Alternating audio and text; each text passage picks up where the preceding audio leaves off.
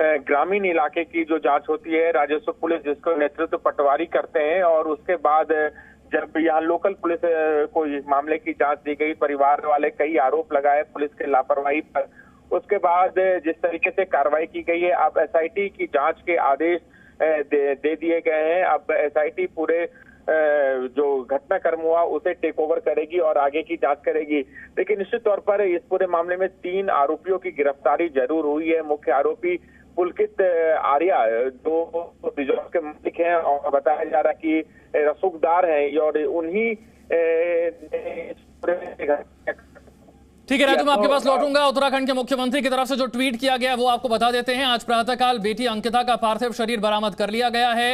इस हृदय विदारक घटना से मन अत्यंत व्यथित है। दोषियों को कड़ी से कड़ी सजा दिलाने हेतु पुलिस उप महानिरीक्षक रेणुका देवी जी के नेतृत्व में एसआईटी का गठन कर इस गंभीर मामले की गहराई। पीएमईजीपी योजना के तहत 10 लाख लोन लेकर क्या अपना खुद का बिजनेस शुरू करना चाहते हो? इसे लेने के सीक्रेट्स को जानना चाहते हो तो फ्रीडम ऐप को अभी डाउनलोड कीजिए। से जांच के आदेश दे दिए गए हैं। आरोपियों के गैर कानूनी रूप से बने हुए रिजॉर्ट पर बुलडोजर के द्वारा कार्रवाई भी कल देर रात कर दी गई है। मुख्यमंत्री की तरफ से ट्वीट करके कहा गया है कि हमारा संकल्प है कि इस जघन्य अपराध के दोषियों को बख्शा नहीं जाएगा। अनुराग भदौरिया, एसआईटी जांच की बात कर रहे हैं, मुख्यमंत्री कह रहे हैं कि आरोपियों को जो अपराध के दोषी हैं इन्हें बख्शा नहीं जाएगा। मैंने आपसे पहले बोला, भारतीय जनता पार्टी के साथ समस्या ही है कि वो समय रहते नहीं चेतती है। अगर समय रहते चेत जाती तो कम से कम बच्ची की जिंदगी बच जाती। ये घटनाएं एक जगह नहीं हो रही है। भारतीय जनता पार्टी की, मुझे लगता है सरकार जहां जहां है इस तरह की घटनाएं मिलती हैं और फिर मार्केटिंग इवेंट के लिए इस तरह की बातें करेंगे कि हमने बुलडोजर चला दिया, हमने उसका घर ध्वस्त कर दिया। अरे भाई, लगातार बुलडोजर आप चला रहे हैं तो क्या आपकी कानून व्यवस्था सुधर गई? क्या बच्चों की जिंदगी बच गई? क्या बच्ची के साथ अन्याय होना कम हो गया? वो तो नहीं हुआ ना। अपराध तो नहीं रुका। इसके मतलब अपराध रोकने की क्षमता आप में नहीं है। आपका जो कानून व्यवस्था है वो पूरी तरह से फेल होती है।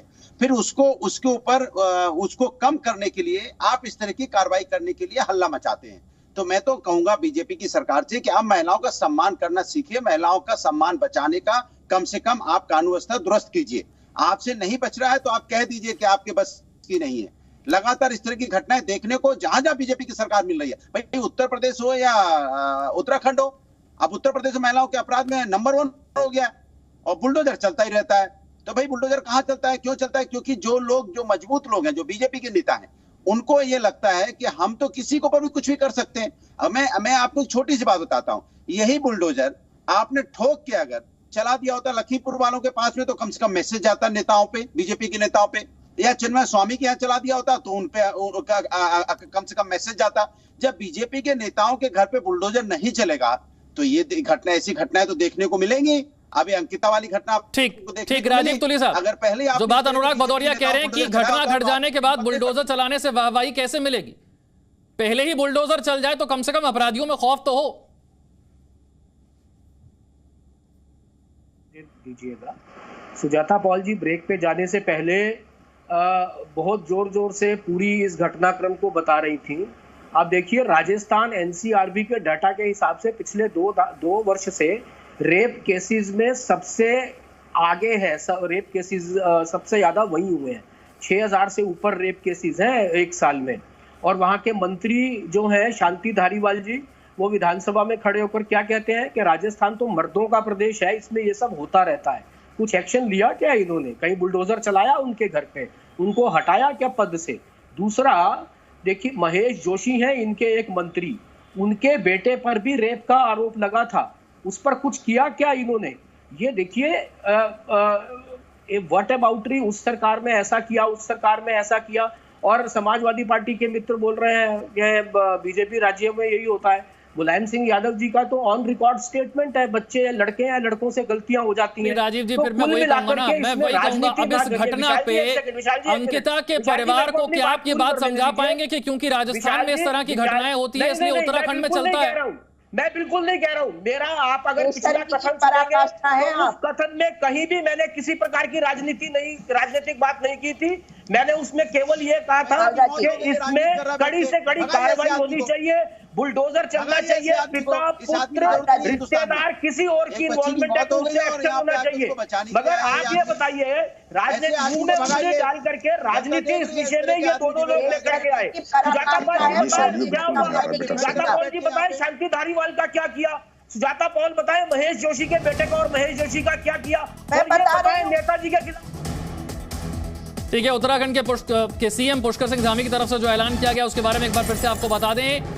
जो उन्होंने ट्वीट किया है उसके मुताबिक एसआईटी अब अंकिता के मर्डर केस की जांच करेगी। यह 7वां दिन है इस घटना का। 18 सितंबर की घटना, 24 सितंबर को अब से थोड़ी देर पहले ऋषिकेश के चिल्ला कैनाल से शव बरामद किया गया है। डीआईजी के नेतृत्व में अब ये जांच आगे बढ़ेगी। सुजाता जी, पहले आप, फिर विक्रम सिंह जी। देखिए, नवरात्रि शुरू होने वाली है और राजीव तुली जी की मानसिकता बताती है कि भाजपा और आरएसएस की मानसिकता क्या है, क्योंकि उस बेटी के व्हाट्सएप चैट से साफ है कि अंकित ये जो पुलकित आर्या है ये भी इसका यौन शोषण करने की कोशिश कर रहा था। अब अगर उत्तराखंड की बात करें, जहां का ये मामला है, इधर उधर की बात ना करिए, क्योंकि आप ही के विधायक महेश नेगी जो एमएलए द्वाराहाट थे, उन्होंने एक लड़की का ना सिर्फ शोषण किया, उसे एक बच्ची की मां भी बनाया और उसके बाद डीएनए टेस्ट आज तक नहीं कराया गया।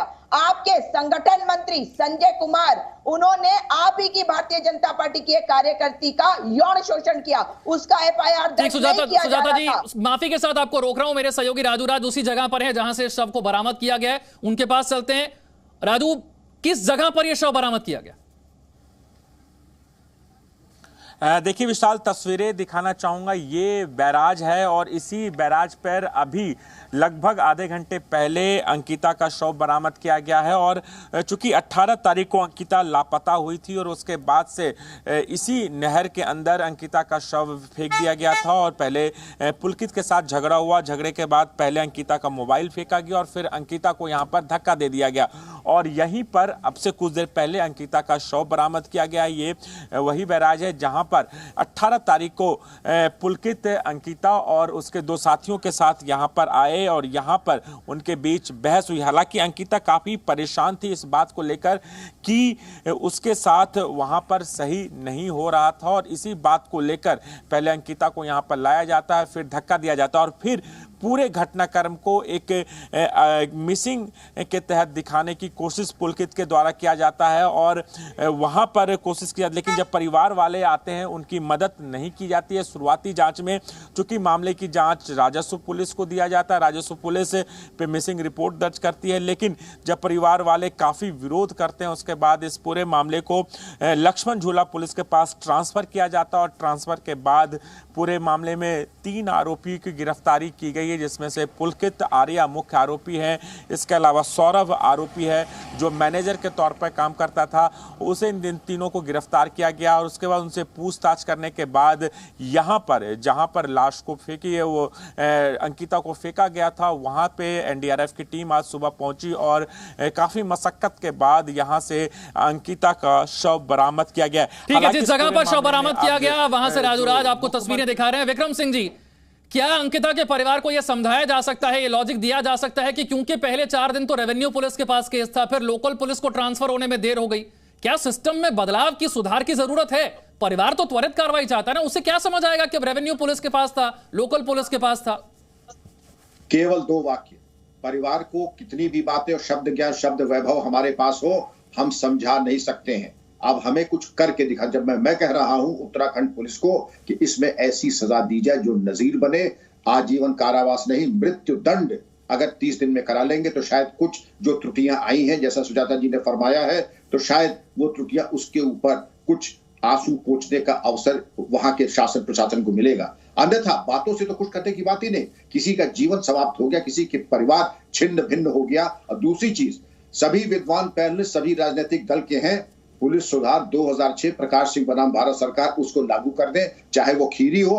एफआईआर शुरू में नहीं हुई, इसमें भी एफआईआर शुरू में नहीं हुई और पूरे भारत का यही हाल है। लेकिन हमारे राजनीतिक मित्र अगर चाहते वाकई अपने ऊपर कुछ कल्याण करना तो पुलिस सुधार लागू कर दे, जो कि देश की अनिवार्यता है, सुप्रीम कोर्ट का फुल बेंच आदेश है। लेकिन उसके ऊपर हम बात नहीं करेंगे। अरे पुलिस को जरा उनकी गुलामी से अपने हटा दे, उनको उनकी स्वायत्ता दे दे।